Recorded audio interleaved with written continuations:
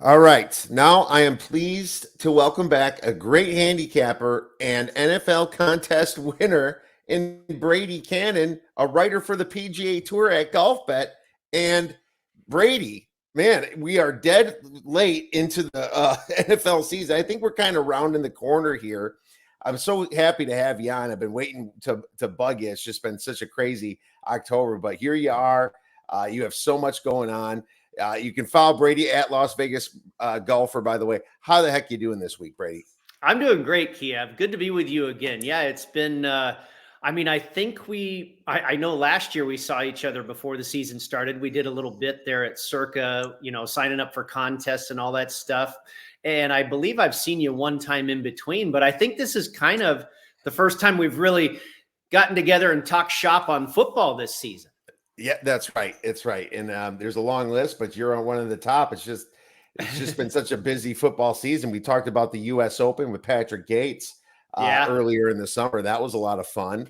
And here we are again, and golf's going to be ramping up after the Masters. But you've been busy yourself doing all kinds of stuff. Sports Grid, writer at the PGA Tour, man. You're really all over the place these days.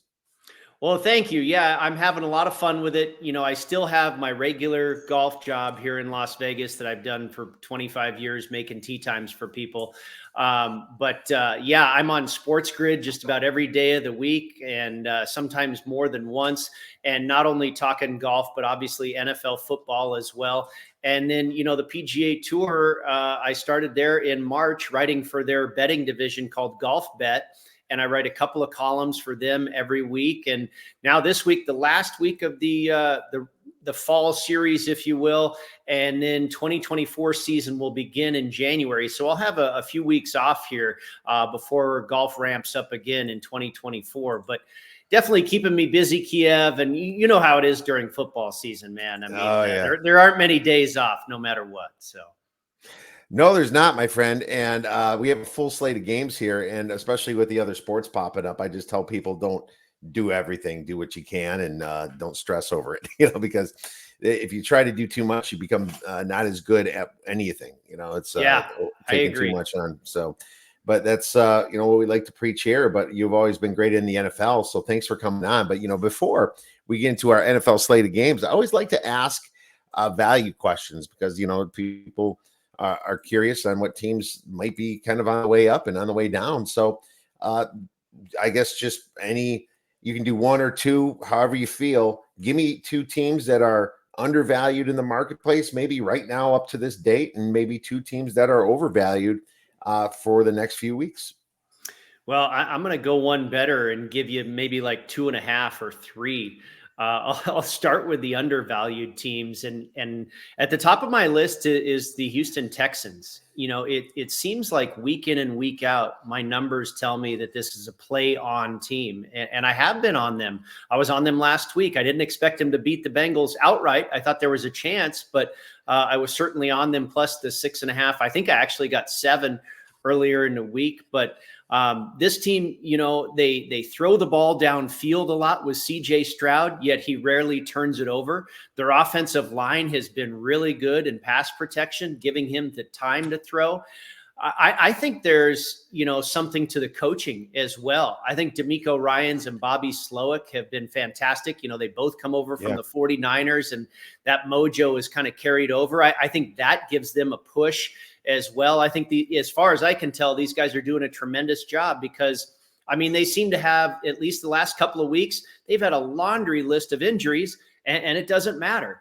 It seems they have the stigma of being the Houston Texans, but they continue to exceed their reputation, if you will. I actually bet them to win the division, Kiev, before they beat Cincinnati last week. I got them at plus 650, and now they're down to plus 250. So maybe that's an indication that the market is catching up. But again, my numbers say that they're a play against Arizona this week too, and we've seen that line creep up. So, it's funny to wonder why maybe they're still undervalued. And it seems like it's maybe just that stigma. They're the Texans, they're perennially bad, it seems. But But no, this team's pretty good. And I think they have a heck of a shot to win the division. They have an easier schedule from here on out than do the Jacksonville Jaguars. So Right. they're one of my teams for sure. The next team is the Chicago Bears. You know, as weird as that is to say, they have been sneakily improving over the last few weeks here. Their defense has become a lot better. They're very good in stopping the run. They have a good running game on offense. And now they get Justin Fields back, you know, to even boost that running game even further. Tyson Bagent was okay. You know, he kept the ship together, won a couple games, also made a lot of mistakes. But meanwhile, while he was kind of just holding things together, the defense was getting better. They're still the Chicago Bears. I still have them well below average. They still don't look good in the win and loss column. But I think for a couple weeks here, you might be able to find some value on this team, especially if they keep losing games. I think you're going to continue to see the market undervalue them. You know, I think they're a play this week. I mean, the numbers come down now to like 7.5 against the Lions, but I thought 9 or 10 was way too high. And they're probably going to lose this game to the Lions. And if it's not incredibly competitive, you might continue to get value on the Chicago Bears. And then finally, the Minnesota Vikings. You know, it's a weird scenario here where you've got this team having won 5 in a row and you feel like the bottom's going to fall out eventually. And, you know, let's not get too excited about this team. And you know how that goes. You know, what comes up must go down. But again, the numbers continue to say that this is a play on team like the Texans. Now, it's going to be a very interesting test this week in Denver because that team is rapidly improving as well. I still don't think they're very good. We saw on Monday night, they were gifted 4 turnovers. They still struggled on offense. The defense is certainly improving. They are on the upswing for sure. They're not a great team yet.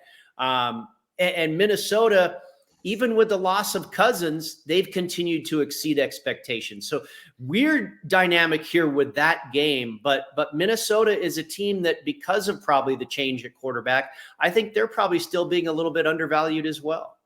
No, I love it. That's makes total sense. I agree, and I've been riding the Texans for a long time, and I kind of wonder if they've peaked or anything yet. But I was on them +8, goes to +6.5. I'm happy, but then I'm thinking to myself, the way the NFL's been going, I'll lose this by 10, right? The NFL's been a little crazy, but no, that's the Texans have been a wonderful team to bet on, especially as a dog. You know, it's funny. I put the Packers, and it's weird. I know Jordan Love's not that great. And I know this team has some issues with injuries on defense, but when Jari Alexander comes back, I just think that it's weird to see the Packers +7.5 next week against the Lions and the Bears +17.5 this week against the Lions. I still, even though the Bears are a little bit underappreciated in the market, I still think they're a point or two worse than the Packers. It's just kind of strange to see that. And now they're dogs against the inconsistent Chargers team by 3 points here at home, which I find very interesting for this game. So that's going to be one of those games that could surprise people coming up this week. I also said Arizona and Carolina, and I don't mean by a ton, but Carolina's a bad team, but they've been very injured. And at this point, they just got to play for the integrity of themselves. This is a weird spot for Dallas, and I normally love betting Dallas to, you know, blow teams away, and that's what they do. They're bullies, but this might be a spot, being that Thanksgiving's kind of coming up. You know, they're off a big win from last week. You know, that they might, you know, just take it a little bit more easy here. So I'm not saying I'm betting Carolina yet. I'm considering it. You know, I'm going to wait and see how much this line goes up, because I think it does go up. And I think Carolina's just going to slow the game down and muddy it up a little bit. Burns should be back. He had a full practice as well today. Arizona, they're going to ride a Kyler Murray hype, and they rode it last week a little bit, but I think Kyler Murray kind of just is one of those guys that, you know, could just get them back in any game just with his legs, you know, in any game. So now I kind of like Arizona as a dog, but as a favorite, I'm going to stay the hell away from them if they have an opportunity to be a favorite this year. I'm not sure there's too many opportunities coming up, but I think Arizona might be a sneaky dog in a few places. Now, how about overvalued? I have 3 of them myself here. I'll let you go first.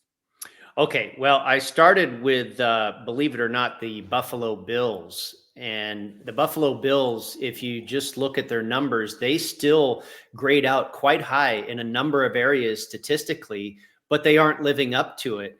I think the play calling definitely became too predictable. It's lost a lot of its creativity, and the change from Brian Dable to Ken Dorsey, maybe that is just now catching up to where we're seeing that it really is a large downgrade. Last year, it didn't really seem to miss much of a beat, but now obviously Dorsey being fired, you wonder what's behind all of that. But it seems like maybe it just took a while for the change from Daboll to Dorsey to show up. And I think it has. Matt Milano, the loss on defense, I identified about a month ago that was really a bigger deal than I expected. The run defense became awful, like in a hurry for the Buffalo Bills. Now, they had a great defensive effort on Monday night, but that was kind of an outlier. Their defense has definitely been gettable since Milano left that lineup. I think, like I was talking about with the Houston Texans, where they're still perceived as the Texans, the Buffalo Bills are still perceived as the big bad Buffalo Bills who have won the division for 3 straight years. I wondered if they were going to be able to sustain that before the season started. They haven't been able to. It seems like over the last 3 years they were, and maybe they fell off just a tick last year. And now obviously they've fallen off even more. They've been hampered by injuries the past couple seasons. And now it's kind of all coming together in a bad way for the Buffalo Bills. They haven't been able to hang on to that. And the market is still kind of treating them as the big bad Buffalo Bills, but they are in no way living up to it. I have them just 1.5 points above average right now in my ratings. The second one is the Cincinnati Bengals. And this one's weird because they find ways to win. You've got Joe Burrow. I think there's a belief out there in the marketplace that this team is going to go on a run like they always seem to do in the second half of the season. They seem to always start out slow, and then the next thing you know, they're in the AFC Championship or something like that. I think this team this year is different. They do have a lot of holes on defense. We talked about it preseason. They lost 2 really good safeties, and it really hasn't changed. And they haven't been able to overcome that, it seems. Yards per play, they're bad on both sides of the ball. Yards per pass attempt, Burrow's still not throwing it downfield a whole lot. And on defense, they're giving up a lot of yards per pass attempt. They're not good on third down, and they're not very good in red zone defense either. So, again, I think reputation and past history, and that guy, Joe Burrow, is that guy. I think that keeps them a little bit elevated in the market than what truly is going on the field for this team.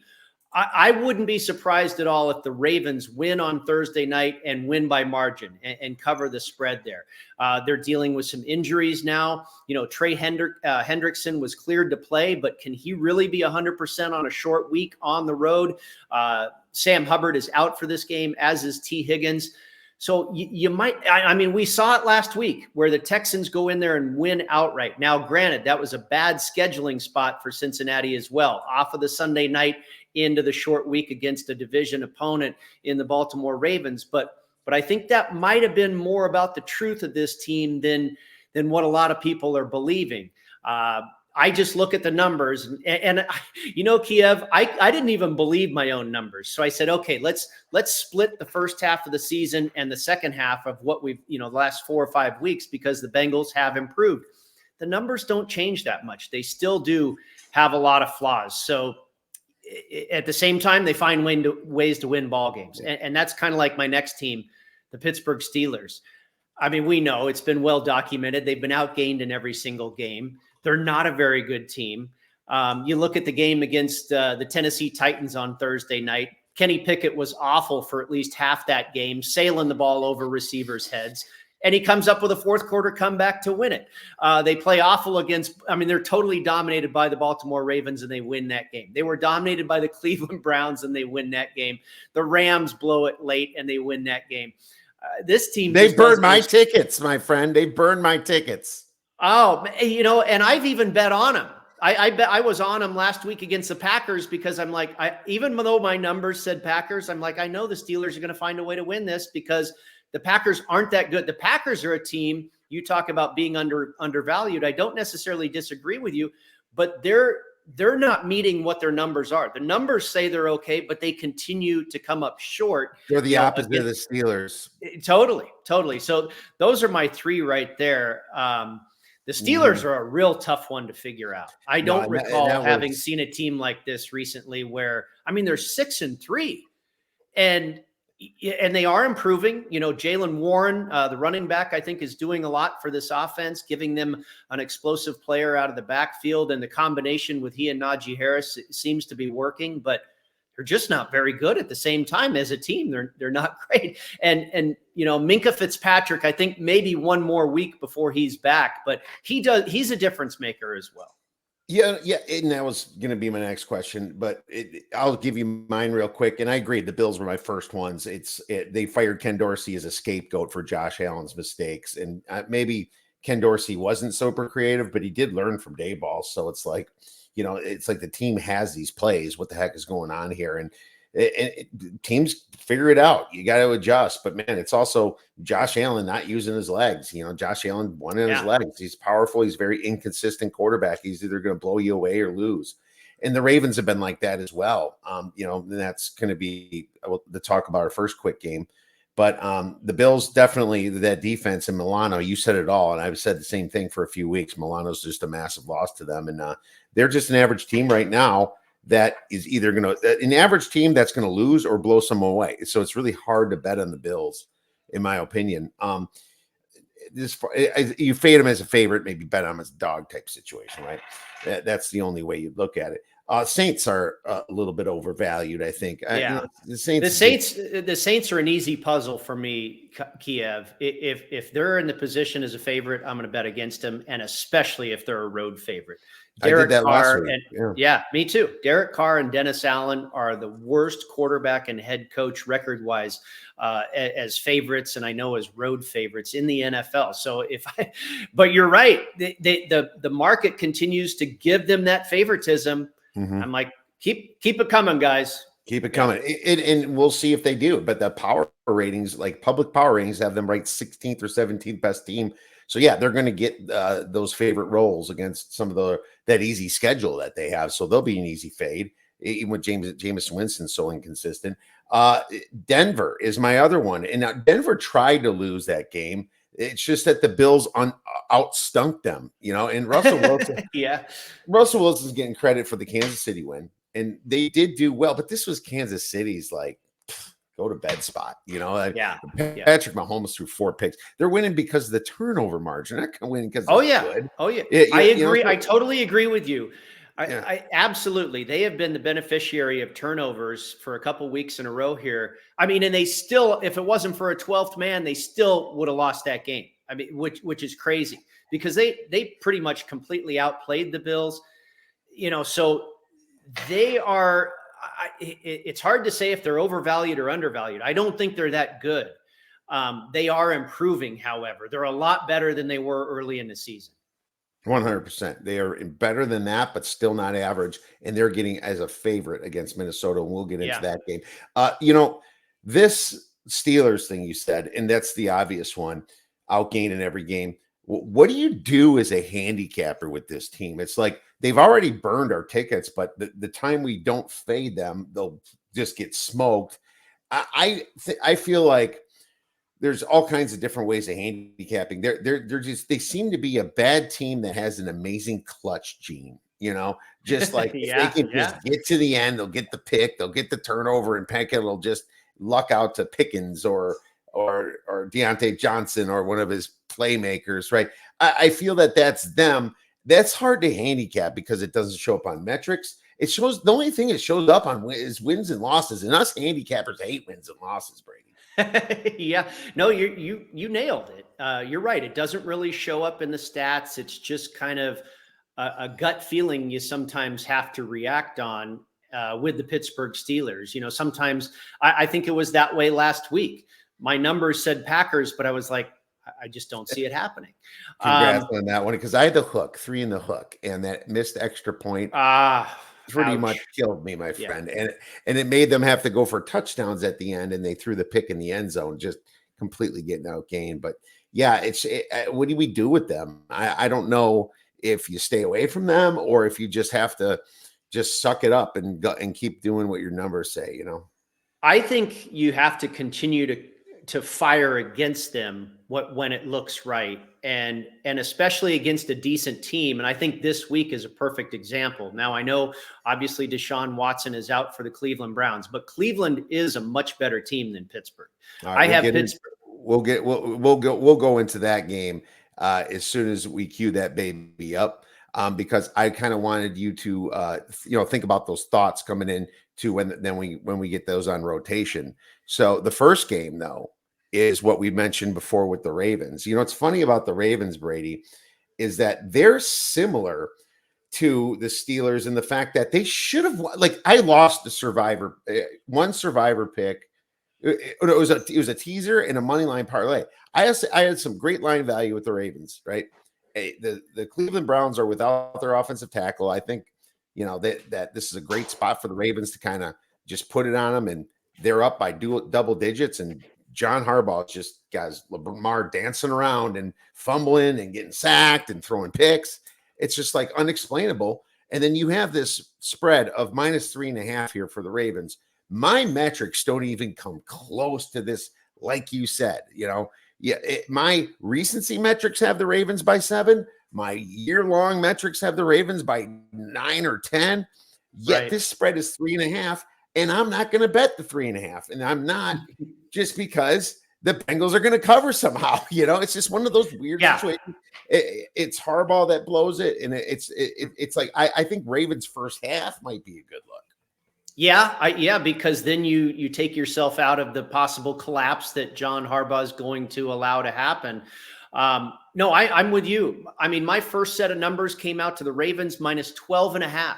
And I was like, what's going on here? And then, like I was saying earlier about the Bengals, I went ahead and took their year-long numbers and then whittled it down to just the last 3 or 4 or 5 weeks as well. And they actually don't change a whole lot. What I came out to in the end was an average number of Ravens by 8.5. I think they're going to win and cover tonight. But you're right. There's that Joe Burrow thing. There's that division game thing that tells you, buyer beware. But if this game plays out the way it should, you've got the Bengals on a short week on the road. They're banged up. The Ravens should win this game by margin in my mind. The other thing, I saw a crazy stat that I didn't know. A good follow on Twitter, Evan Abrams, who comes out with some wild trends and what have you. And some, like how it is with any trend, Kiev, you have to, it has to make sense. It can't be just random. Right. And this one, it's happened so often, you wonder what it is. The Cincinnati Bengals are 1-23 straight up on the road in night games in the last 25 years. And that includes having lost 13 in a row. And here they are in a night game on the road. I mean, when it's been that true for that long, you wonder, that's got to be a hurdle that they seem to have trouble getting over.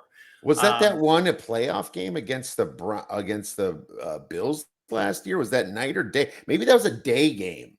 Must have been, Yeah. Because it's amazing. That's just a wild stat. And in this case, I think it holds some weight because you've got these guys a little bit injured and on a short week and on the road in a very, I've heard some people kind of say that they're not liking the scheduling spot that they gave Cincinnati here, having a big time division game on a Thursday night.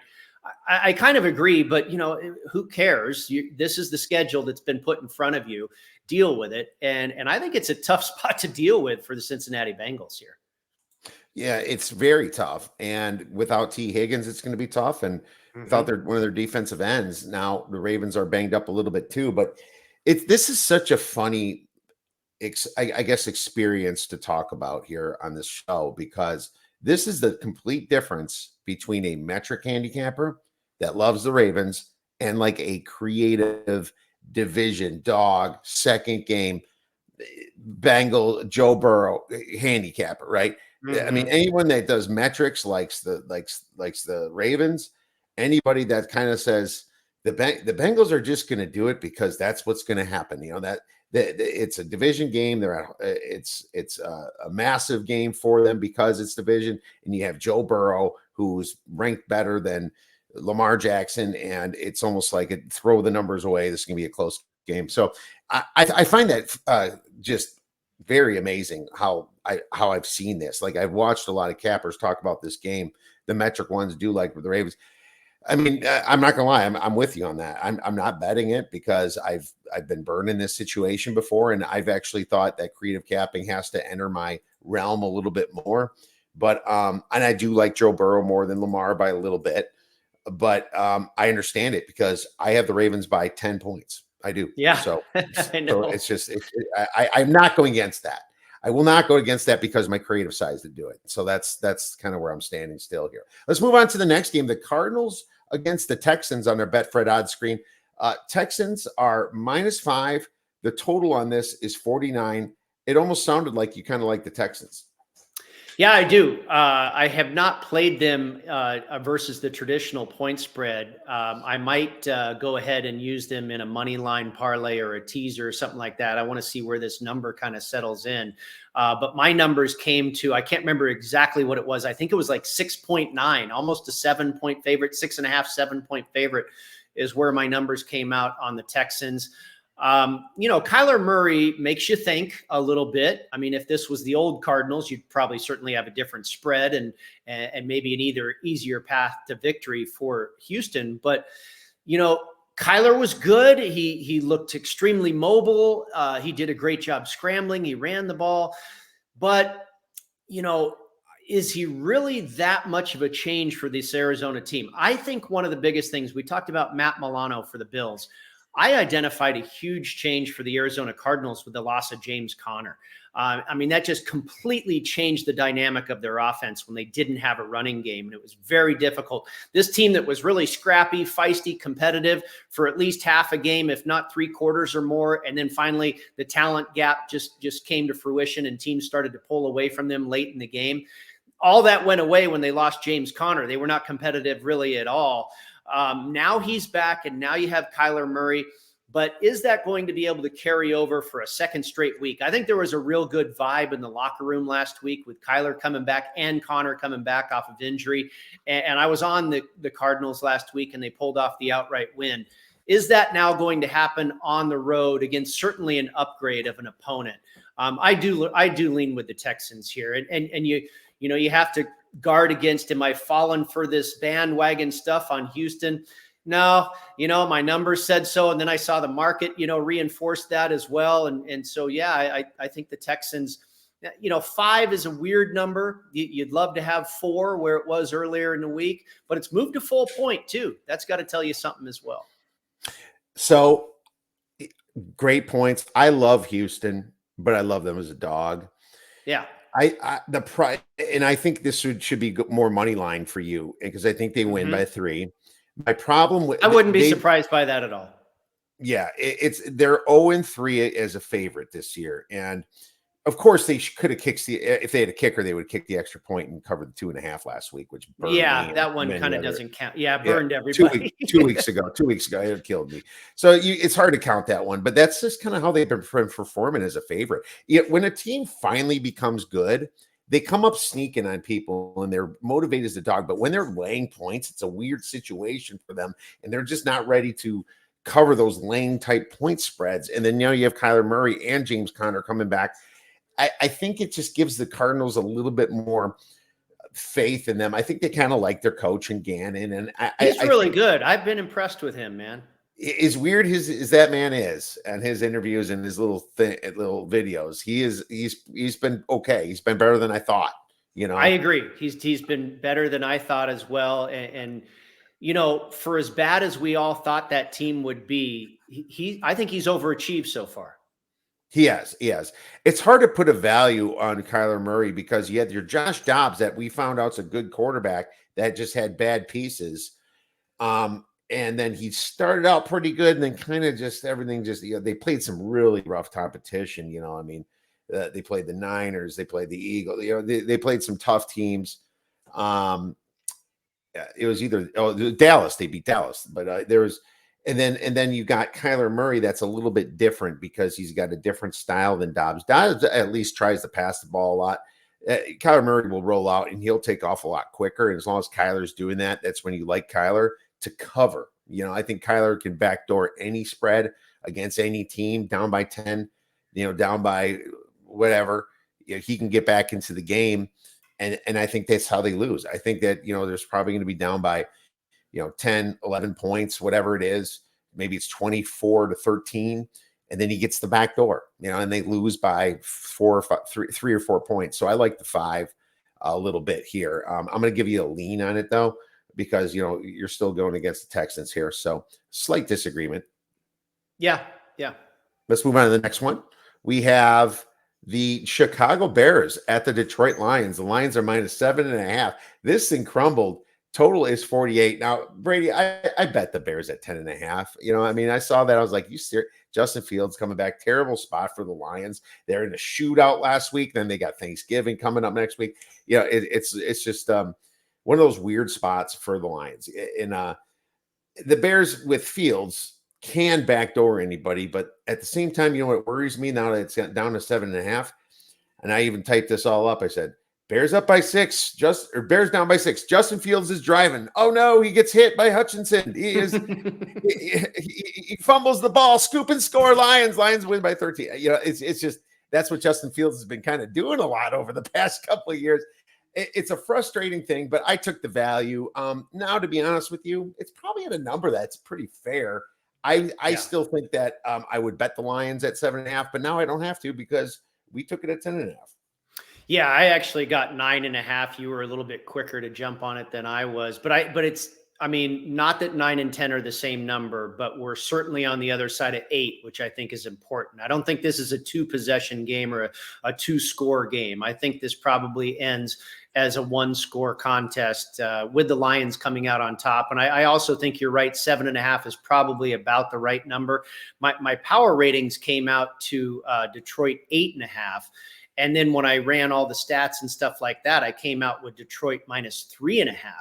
I think 3.5 is probably too low. I think 9.5 or 10.5 is too high. So, somewhere in that 6 to 7 range is probably the right number in this game. Detroit defensively has been giving up a lot of yardage and scoring in every which way. Their defense has not been good the last few weeks. They were torched by the Ravens. They went up and down the field with the Chargers. And we talked about this in teams that are being overvalued and undervalued. The Bears, meanwhile, have been improving, and now they get Justin Fields back. So, I think the market, now it's corrected itself here, but initially when this was at 10 and even 9, I don't think the market was necessarily recognizing that the Bears have been on the uptick, and not that the Lions have been on a downswing. I think they're still a very good team. I like this club a lot. But they've gotten into some shootouts lately where they've given up some points. And like you mentioned, that back door being open with Justin Fields, I think Chicago will be able to keep this game competitive. I don't think they're going to get blown out of the water. But Lions now at 7.5 become a very good teaser play. You could kind of go both ways with this and try and middle it. You having 10.5 and now, playing Detroit in a money line parlay or a teaser. I think that's where this game is going to fall. Lions by 4 or 5 points is what I would say. Yep. That's fair enough. I agree with that. My pure metrics have Lions by 6.9 for my algorithm. So I'm with you on that one. You're a little bit lower at the 3.5, 4, but yeah, it's the Lions really showed that bad defense last week, and that's concerning. So I can't bet them in a bad spot. This is probably a good place to play the Bears. If you're going to play them anywhere this year, you're getting them a division game, second division game that's against the same team. 7.5 past the touchdown. It's probably the best place to play him still. So we have agreement on that one. Let's move on to the Cowboys Panthers. Now, this is 10.5, and I kind of alluded to, I think the Panthers are undervalued. Am I excited to take the Panthers? No. The Cowboys beat up their bully teams and they make it look really easy, but I'm not taking the Cowboys this week either. I am neutral on this. I think that the public takes this up to 12. Maybe you get 12.5 later. I think you're just, the whole narrative on the Cowboys being bullies is just going to keep flying. And if you like the Panthers, maybe you suck it up and take them later. What are your thoughts on this? I'm going to stay away from this game, I believe, Kiev. I can't recall off the top of my head for sure, but I'm pretty sure my average number came out to Dallas by about 12 in this game. I think I'm right in that 10 to 12 window, which is, obviously where the number is. So I didn't necessarily show an advantage there one way or another. But I don't really want to be on this Panthers team right now. I think there's a mess going on. There's been a lot of talk about Frank Reich, and he's on the hot seat. And, he changes and goes to, I think his name is Thomas Brown, if I recall. He makes a change and gives this gentleman the play calling duties. And now he's rescinding that. He's very wishy-washy, apparently, with what's going on there. I think that's probably creating distraction and division. There's probably too much mess going on right now with this team for me to feel that they can really put forth a concentrated and, ganging together in a cohesive effort. I think there might be too many moving parts in a bad way going on right now with this Panthers team. And I think Bryce Young is a long ways away from becoming a very successful quarterback in this league. I think he's a good kid. I think he's got mobility. I think he's got accuracy, but he hasn't found it yet. And I don't know if it's going to be this year. I don't see it happening anytime soon. That Dallas defense is nasty. They create a lot of turnovers. They have been a team that is beaten up on poor competition. They're kind of like the Miami Dolphins, but they're starting to find a gear too. And they should have covered against Philadelphia, if not had won that game. So this team might be catching its stride right here. And I certainly don't think the Panthers are going to be a speed bump in that process. So I'm going to stay away from this game, Kiev. Good segue into the next game, because I'm staying away as well. Raiders at Miami. Miami's about 13.5. It looks like there's a little bit coming back on the Raiders at plus 13.5, minus 115 at Betfred. Total is 46.5. So, the same concept. Are Miami bullies? Is the Raiders really believing in Antonio Pierce? What is your thoughts on this? Well, my numbers come to, well under the 13. I think my numbers are, I think 8 was maybe on the low end, and maybe 10 or so was on 10 or 11 was on the high end. But I think Miami's going to roll the Raiders. You talk about the creative side versus the metrics side. I don't necessarily believe my metrics in this case because of the situation that both of these teams are really going through. You have the Dolphins going into a bye week having lost 2 out of their last 3. So I would call that a little bit of a struggle. Devon Achane is going to be back for this game. And then you have the Las Vegas Raiders going through that honeymoon period with Antonio Pierce. Ding dong, the witch is dead. Josh McDaniels is out of the building. Everybody's throwing a party, smoking cigars, and it worked. And it was a perfect scenario for it to work, with them having 2 straight games at home against the New York Giants and the awful offense of the New York Jets. So it all worked. Now it gets real. I think it's back to reality for the Raiders. They're not a very good team. They're going to face a team that went into their bye week struggling. As I mentioned, I typically like to bet on those teams coming out the other side, because the bye gives them a time to pause and reset and figure out what wasn't working. I think Mike McDaniel and company will get that done for Miami. I think they'll run all over the Raiders with Achane back.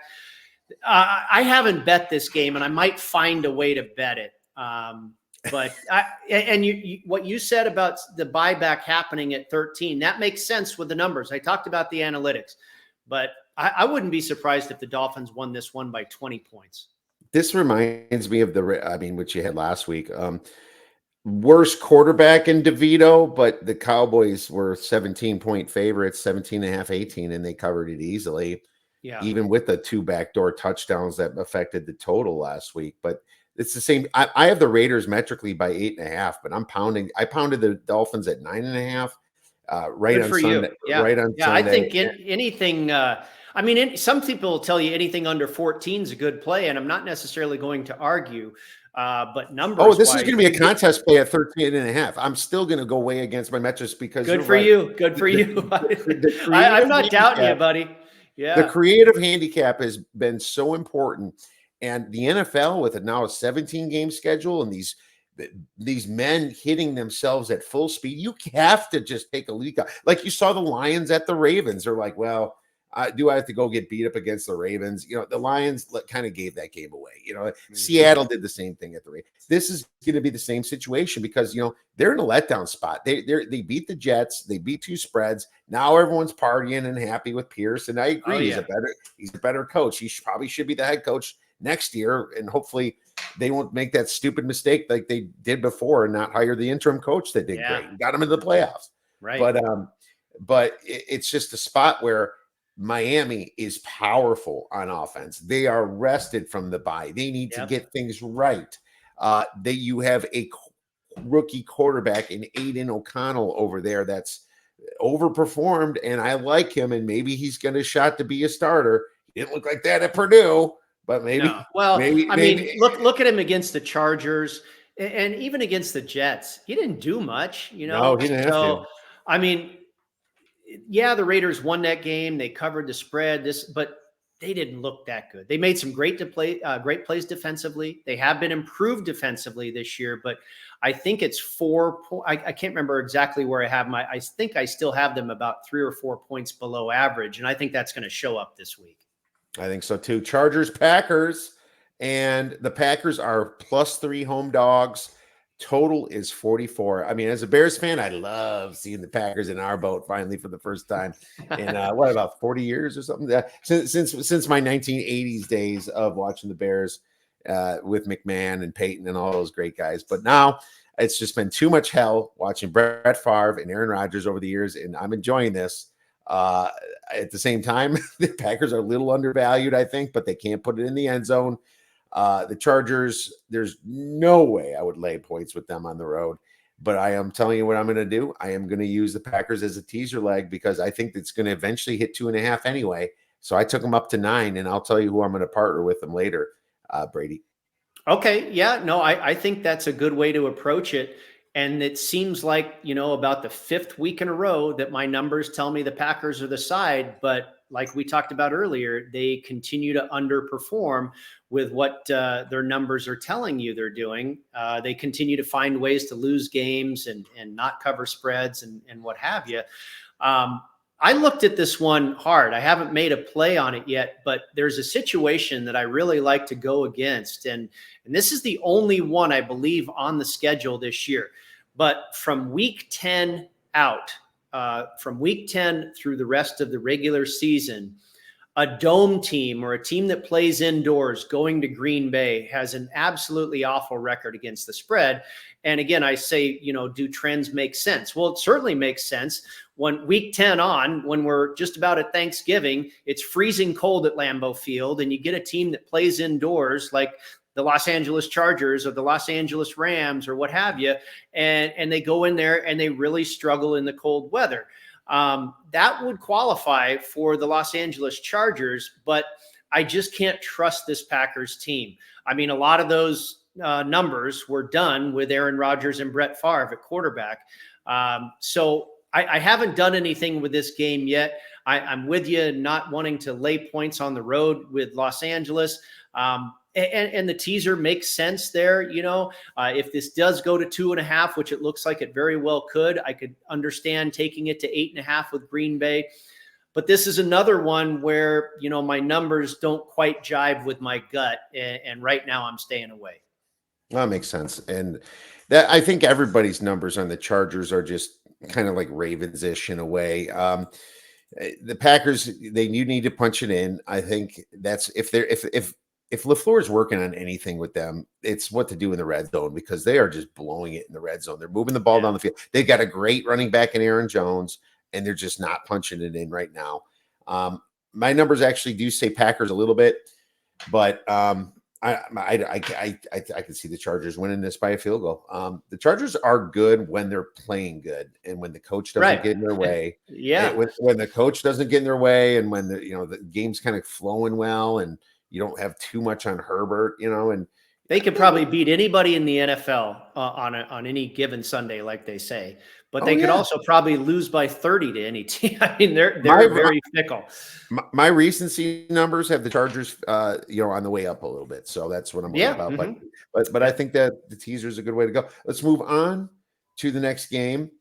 And oh God, do we really have to talk about the Commanders against the Giants? We don't have to. That I, one's I, pretty I, ugly. I'm passing. I'm passing because whatever I say might not make. I have a I'll rule. say this. I'll say this. I haven't bet the game, probably won't bet the game. I could probably only bet the Giants. And the Giants, in their history, specifically with Daniel Jones, have been very successful against one team on a regular basis, and that is the Washington Commanders. I'm stuck with Survivor because I can't use the Niners and the Cowboys, and I don't think I'd go there. I think it's possible Washington could lose.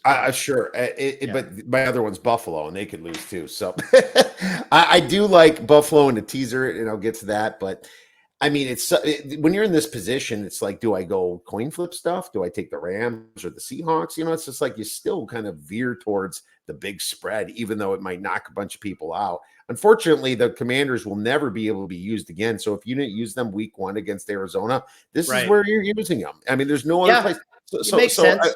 So the strategy is probably to stay away from them and go to the Bills because the Bills, no one's going to use them now after last week. That's a good point as well. Yeah, I'm gonna be thinking about this a lot this week, but that's what's the fun about it and everything. And I only have one entry left anyway.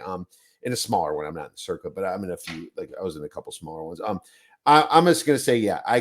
My rule is when two bad teams play each other, you're supposed to take the points, but the Giants are absolute snake. I would not shock me if this is a 3-point game. I'd be like, oh yeah, exactly. Like I say, the Giants have been pretty bad for the last few years, if not more. But one thing they've been good in, and especially when Daniel Jones is in there, if you look at his record, I mean, the only team he consistently beats is Washington. So that's what kind of scares me about this game. You're at rock bottom. You're absolutely buying as low as you can possibly get on the Giants right now. Might be the spot for him this week. Might be the spot. Let's move on to the next game. We have now the Steelers against the Browns. The Browns are about, pick them -1. We'll call them -1 for the sake of this book by Fred Sports. Total is 33. Wait, is this Army playing Navy? The total 33? Brady, geez, man. I think you're going to do the same thing I am, though, because right now, I know you started talking about it, but I didn't like the Browns with Deshaun Watson kind of banged up with his ankle at -4. But I do like them with any quarterback under 3. It's like, I would have been nicer with PJ Walker, but maybe DTR.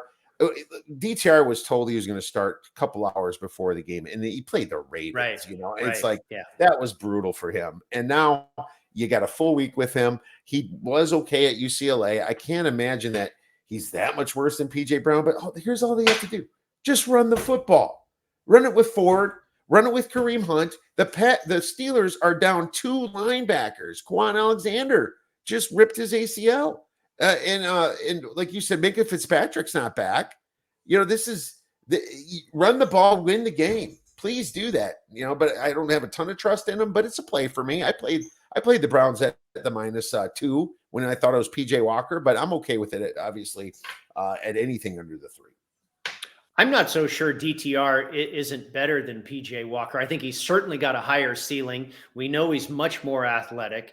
He went to high school right here in Las Vegas at Bishop Gorman. Great athlete, was obviously incredibly athletic at UCLA. He's kind of like a young Deshaun Watson who can run all over the field. He can make the throws. He was fantastic in the preseason. And you're right. He gets thrown to the Wolves, a couple hours before game time. Oh, by the way, you're going to take on the Ravens today, kid. Tough situation. He's had the whole week to prepare this time around. Yeah, I'm with you. I think there's value certainly on the Browns here. It's a scenario we've seen 1,000 times when you have that quarterback come out. You see it a lot in contest play where, the Westgate and the Circa lines come out and the game's 6 and all of a sudden the quarterback's gone and it goes down to pick 'em or whatever, and everybody just hammers the side and it goes the other way. Pittsburgh's going to kill him. Deshaun Watson's gone.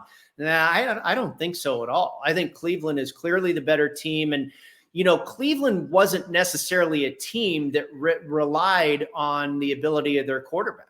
It's their defense, it's their running game, it's the line of scrimmage.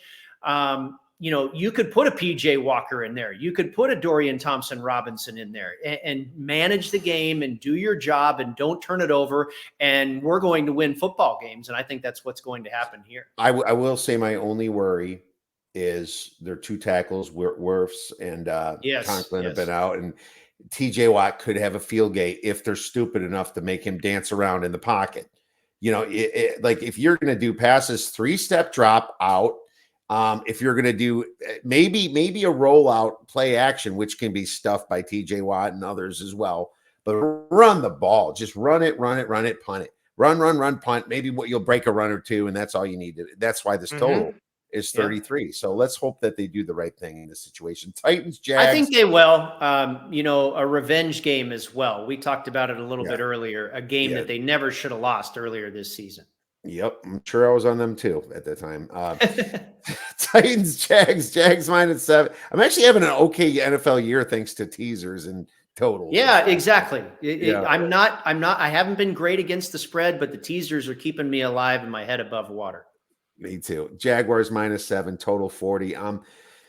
This is too many points. It is. Remember when a lot of people took the Jaguars against the Colts at home, and Colts were terrible, lost their quarterback, and all of a sudden the Jaguars just flat out lose because that's what they do. They're a big favorite here. It was the Texans. That's when it happened. It was the Texans. Yeah. They're a big favorite and lost by double digits. And so the Titans are not a good team. Will Levis is not a good quarterback, but he can kind of make a few throws. But they do have a running game, and they do have a defense. And Trevor Lawrence just gets in trouble too much and makes stupid decisions. And whenever the Titans play the Jaguars, the game is close. I'm going to let you give me your thoughts, and I'm going to pull up some numbers. I haven't done anything with this game yet, Kiev. My numbers come out clearly on the Titans side here, but I don't quite trust running to the window with that side. It's probably the side I would use for sure, not just because my numbers, but I do believe it is a little bit inflated on the Jacksonville side. I worry about some of the injuries for Tennessee. I worry. I mean, they laid a complete egg last week. 6 points against the Buccaneers. Off the bye too. That was worrisome. That shouldn't happen. I don't know if this is total disagreement, but I think Levis is decent. I mean, he's got a really good arm. He's made some terrific throws in just a couple of games. I mean, that throw on Thursday night to DeAndre Hopkins against the Steelers over the middle on 3rd down, that was a heck of a throw right there. And that's just it. The back door, baby. That's just it. Yeah. I mean, and he had a chance to win that game at the end. And I thought he was pretty impressive in doing so and made some good attempts at the end zone to try and score. Obviously, it ends up in an interception in the end, but he has some holes on the offensive line, so he's taken some sacks. But I think the future is pretty bright for this kid. From what I've seen is as far as what he's capable of doing, I think he's got some upside, and I think that gives Tennessee a lot better chance than Ryan Tannehill did. You wonder what Jacksonville is going to do as far as responding to pretty much a total embarrassment last week at the hands of the 49ers. Typically, professional athletes in any sport will respond to embarrassment. So again, I've stayed away from this game. My numbers are strong on the Titans. I don't know if I can trust them just yet. They should bounce back as well after last week's performance against Tampa Bay. If I had to bet it, I'd certainly be on the Titans side. Haven't done anything yet. I mean, both teams were embarrassed, though. If it was Correct. just one, if it's just one, it'd be different. Yeah. Look at this. The Titans haven't lost by double digits or past 7 points since 2019 of September 19th. I mean, it's been almost like how many games since then? 1, 2, 3, 4, 5, 6, 7 games. 7 Against games. Jacksonville. Yes, and it's been 7 games since that happened. And the Titans also covered a lot of spreads. 4 out of the last 5 they covered. The last 2 they lost, but they lost close games. You remember that Josh Dobbs game last year? right. I was at the Oh zoo yeah. following this one, watching it live on the old phone on the stroller, pushing it around, watching the game, and it was like, whoa, seriously, is Jacksonville going to lose this game? And they win it at the end. But still, this is how the Titans play the Jaguars. They play them close. And to be honest with you, Yeah, my number, division game, obviously, so not surprising to find that is the case between these two teams. You're starting to talk me into running to the window on the Titans here, but no, that's the side I would play, and maybe I'll get there. my number's 3.5 anyway. So yeah, I have no problem taking them. I actually took a bad number. I took 6.5 early. I thought it'd go more, but with my other value, I'm pretty happy with this week so far. Anyway, let's move on to the next game here. Pull up our Betfred odds. Tampa Bay versus the Niners. The Niners are 11.5. Total is 41.5. Now, recency numbers obviously points more towards like the San Francisco, towards Tampa, just because San Francisco had such a bad run here. But, total for the year, I'm still not up to 10.5 at the same time. The problem with Baker Mayfield and this team is that Baker Mayfield's been playing quietly good, and they have no running game. Right. But now you're going to a Niners team that just kind of got healthy, got it right after the bye. Went to Jacksonville. I think they're kind of foot on the gas mode. I will say that Rolstad is the official there. He's a good away official. I put the Buccaneers as one of my potential plays, but I also can see how Baker Mayfield gets put in a tough situation with Chase Young and Joey Bosa. Now they're Ohio State guys. They're competing against each other for sacks now on the same team. That was a scary move when that was made. I was like, hey, you serious? The Niners are just going to get better. Well, they did. And if Baker Mayfield can't throw the ball, they can't run it. And that's where they can get blown out is the pass rush. I agree. Cover Evans a little bit. So go ahead. And I wish I would have played. I wish I could get to the window when my numbers say 2, but I can't in this one. Well, I think you certainly open up possibilities for a teaser play here. And I'm talking probably like at least a 7-point, if not a 10-point teaser. A 10-point teaser, which of course you have to use 3 teams, gets you below a field goal on the Niners. I think that's really strong. My numbers came to Tampa Bay here, as the side. I think it came to somewhere between 8 and 10 or something like that in favor of the Niners, but not all the way to 11 or 12 where we're seeing it now. I grew up a 49er fan in the Bay Area. I don't have faith in this team. I loved them last week, probably my play of the year. I thought that situation was absolutely perfect for San Francisco against Jacksonville. Now you're going to make them this large of a favorite, off of that performance. It feels a little bit inflated to me. I could see San Francisco winning this game by 6-7 points, but you're right. Tampa Bay doesn't have a running game. And if the Niners basically shut that down and let this pass rush take over, which I think they're kind of starting to feel themselves after they had a real good time with Jacksonville last week. Now they can kind of get some momentum going. And here's a real good opponent to do it against because you can make this team completely one-dimensional. You're right. Mayfield has been really solid this year, a gutsy player. But if he doesn't have the ability to hand it off or what have you, and the Niners defense can kind of just smother everything, it could get really ugly here. So in a 10-point teaser, I did use it in that fashion. I think you can probably get creative here. Maybe, who knows, money line parlay. You're going to have to pay a lot, obviously. But I wouldn't play it traditional point spread here with San Francisco laying the wood. I know some people that have. I like Miami laying the big number a lot more than I like the Niners doing so. So I think you have to get more into the exotics with this game, but the Niners in some form or fashion are the side for me.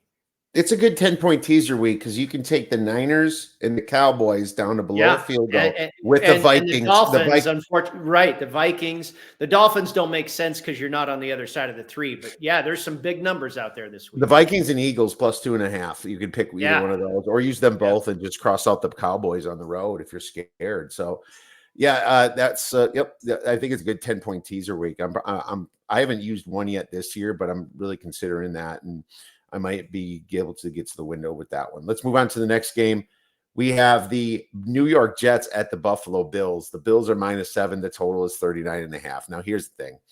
Now the market's kind of soured on the Bills. I bet you there's not a lot of people playing it with the Bills this week. And this is kind of the point where even though they fired Ken Dorsey, and it's probably not his fault, it's still going to kick them in the butt a little bit. Josh Allen is not going to throw picks. He's going to probably run for a bunch of yards. And that's where the Jets would struggle, is trying to stop a running quarterback. They can stop a lot of other things.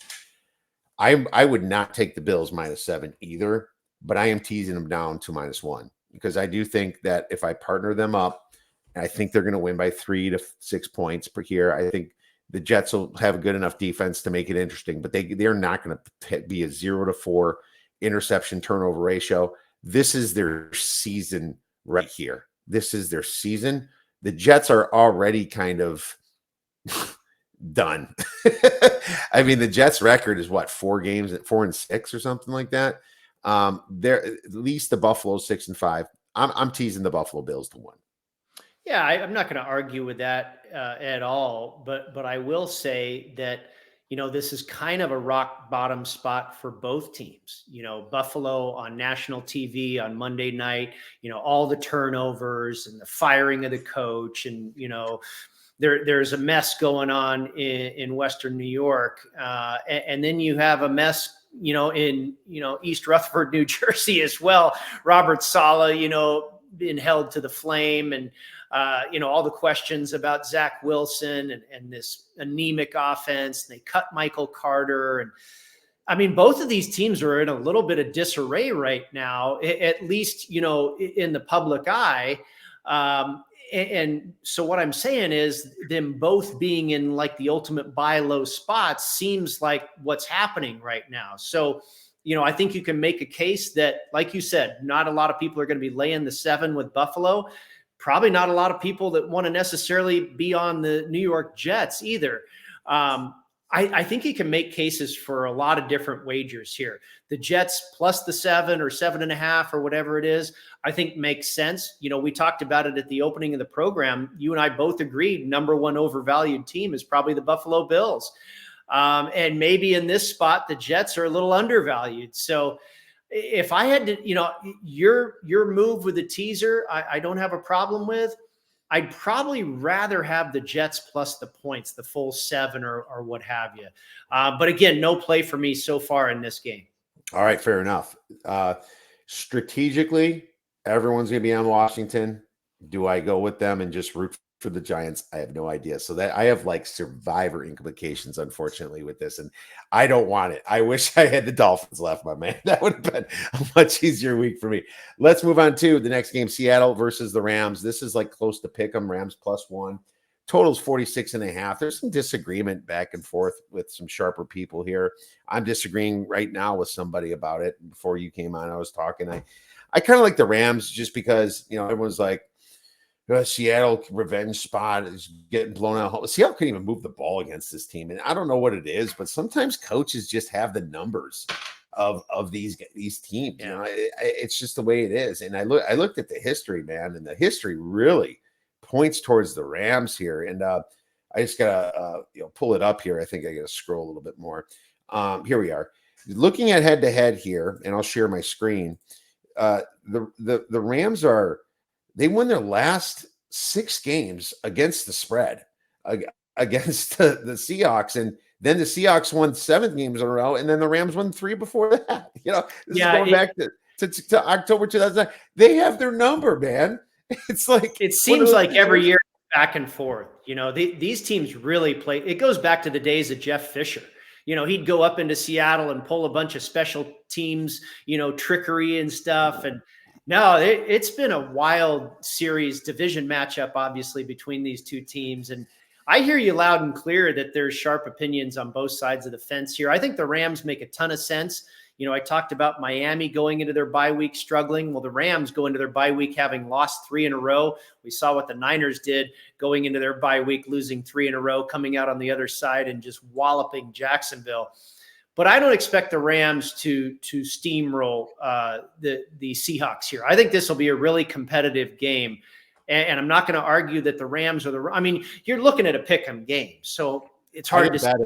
I didn't bet it. I want to tease the Rams, but I can't find the 1.5 yet. And the books that give me -110. I have a book that gives me -110 teasers at 6 points still.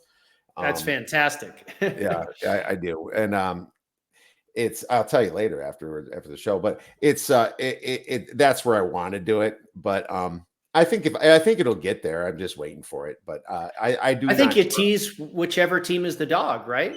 That's what tease I the one did. and a half. Tease the 1.5. Correct. I teased Seattle up to +7.5 earlier in the week. And I would do the same, like you're talking about, with the Rams at +1.5. You got to get it to the other side of 7. If you have to use a 6.5-point teaser, that's fine, but you have to get it to the other side of 7. And I don't care which team you're on. I think this is going to be a heck of a game. I think the Rams will come out of the bye week with some energy, just like they did in week 1. Seattle is a pretty decent team, but they're always good for a few mistakes, it seems. I think you're dealing with a 1-score game here. And if you're catching 7.5 with either side, I think you're probably looking pretty good. 100%. All right, let's move on to the next game. I think we're getting close to the night games here. We are Vikings at Broncos. Broncos -2.5. Total is 42. I think I know where you're going with this, but you have the floor, my man. Well, you and I kind of alluded to or touched on this game a little bit earlier. I think both of these teams are a little bit of play on teams. And that was certainly not the case earlier in the year with Denver. Even though I still have them rated a couple 3 points, I think 2 points below average. I had them about 3.5 and upgraded them about a point or a 1.5 after that performance on Monday night. Albeit it still wasn't a great performance, but this team has improved quite a bit. I still don't think they're that good. They've been the beneficiary of a lot of turnovers the past couple of weeks. And in Minnesota, have they kind of peaked? Are they due for a slip? I'm not sure. My numbers continue to tell me that they're a play on team as well. So I think this is going to be a really interesting test. And at the end of the day, what did I do? Of course, I teased Minnesota up. So Minnesota up to 8.5. I think you can use them in a 10-point teaser as well. We talked about that, getting them to 12.5. I think that's a really nice spot to be in. This ought to be a really good. I'm looking forward to this game sneakily. Yeah. This is a good contest. And, we talked about it earlier where the drop off, Cousins is better than Joshua Dobbs. Absolutely. But the team hasn't really dropped off. They continue to win ball games. I think this team has an underrated defense. I think their running game's a little bit underrated, but Alexander Madison has been a little bit banged up. We'll check his status before this one starts. Is Justin Jefferson going to come back this week as a Minnesota backer? I hope so. So, and then you deal with, all of a sudden Denver's now in the role of a favorite. Okay, really? Is that, I think it's justified. They've got a big home field advantage there in the elevation and what have you. But I like Minnesota and teaser in this game. Yeah, I like Minnesota straight up at 2.5. Good for you. I have no problem with it. It's did they probably lose Alexander Madison for the week? Yes, but they did sign somebody off the waivers, Myles Gaskin. They still have Ty Chandler. That some people are saying Ty Chandler is better than Alexander Madison too. Now, I don't like the fact that they just lost Jordan Hicks, but what do? They sign Anthony Barr. They bring him back. They're making great moves to make up for some of those woes. And are you really afraid of Denver? No, not really. The Vikings quietly have been playing much better defense, since the last couple of years. That was always their crutch, but they've been quietly playing better defense. I will just love it if Justin Jefferson's off the IR this week, but they still got Jordan Addison. That's been fantastic. They still have KJ Osborne to throw to, and Josh Dobbs is playing with lightning in a bottle himself here. The Vikings are just playing good ball. I like the under a little bit as well.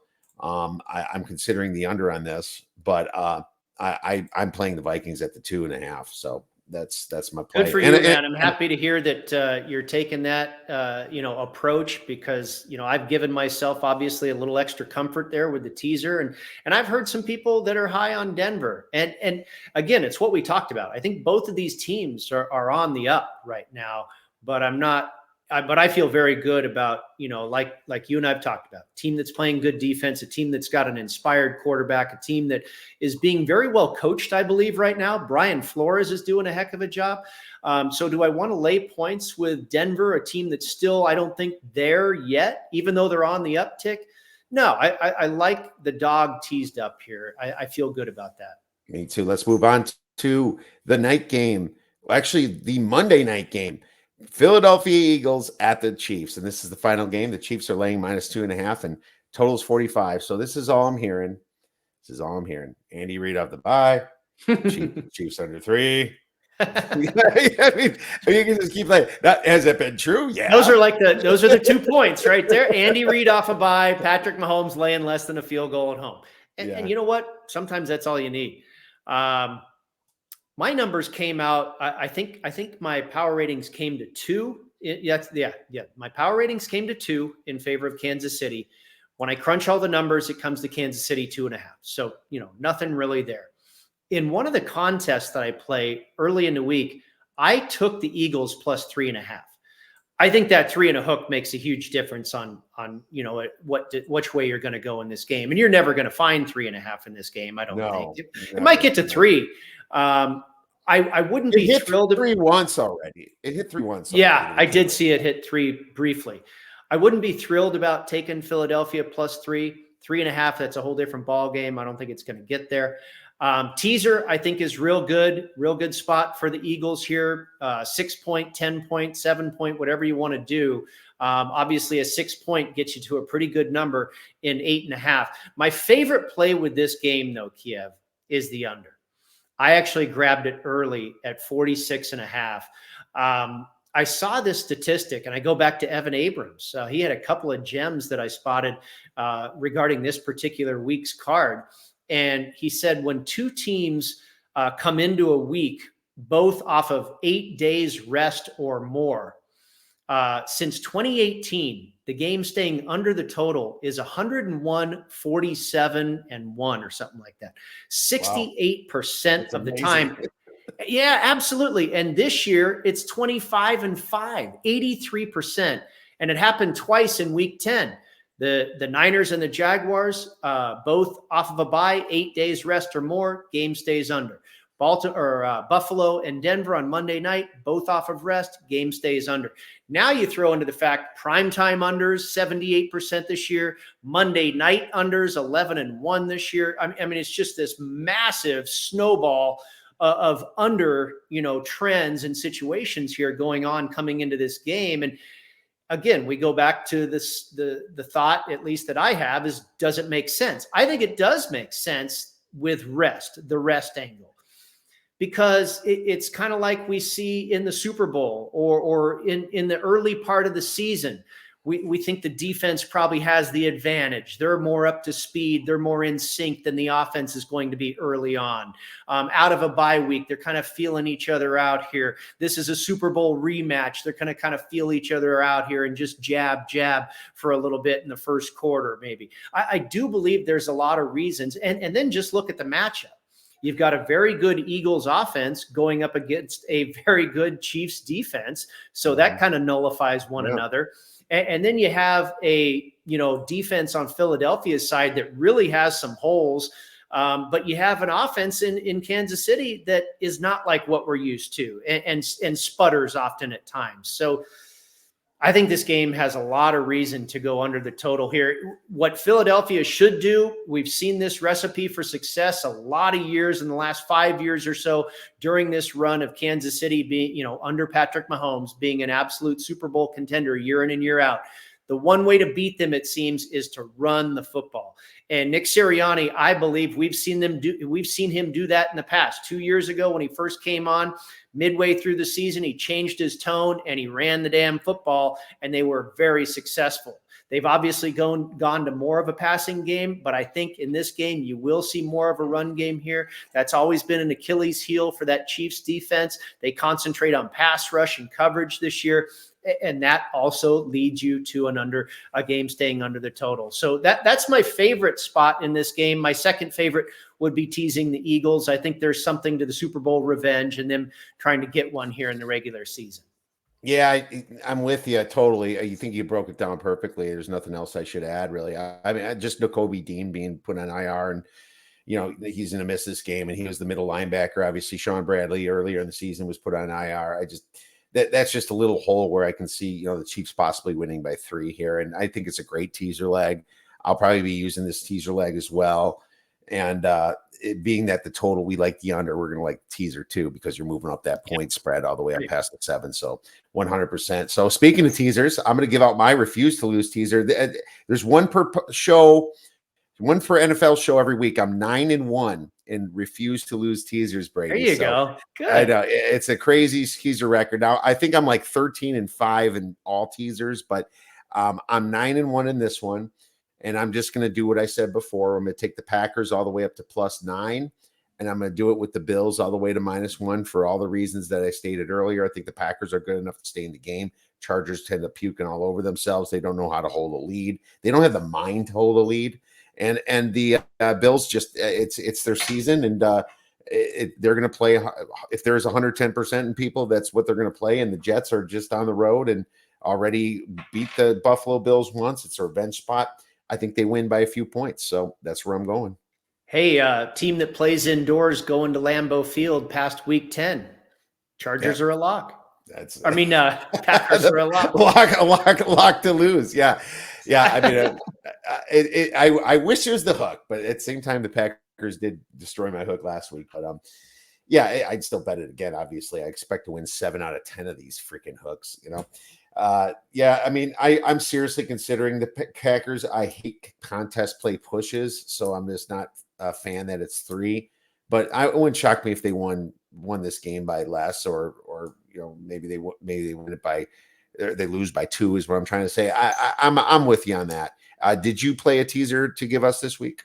Yeah, sure. I'll go to the 3-team 10-point teaser, and we've kind of touched on it in a few different spots here in our analysis of the card. I'll take San Francisco down to 2.5. I'll take the Eagles up to 12.5 with the Vikings up to 12.5. That'd be a 3-team 10-point teaser for you. Wonderful. Love it, man. What a great teaser. You got 12.5s on one side. You bring it all the way down to 1.5, 2 on the other. Love it, Brady. Well, man, we love you coming on this show. Really appreciate all your great insights and all your hard work. Where can our listeners get your great information and media? Yeah, probably the best place to keep up is on Twitter at Las Vegas Golfer. I typically tweet out everything I'm doing there. The articles I write for the PGA Tour, my appearances on Sports Grid. That's where you can find me. I'm on just about every day of the week on Sports Grid. Typically in the evenings. I'll be on tonight at about halftime or so of the Thursday night game. And then again, the articles that come out on PGAtour.com. So golf and football, we're working year round on those 2 sports, Kiev, and you can keep track at Las Vegas Golfer. All right, wonderful. Make sure you guys check out Brady. Brady, have a wonderful weekend. We'll be texting this weekend. Best of luck on your plays. Hey, great to catch up with you, Kiev, and thanks for having me. I appreciate it.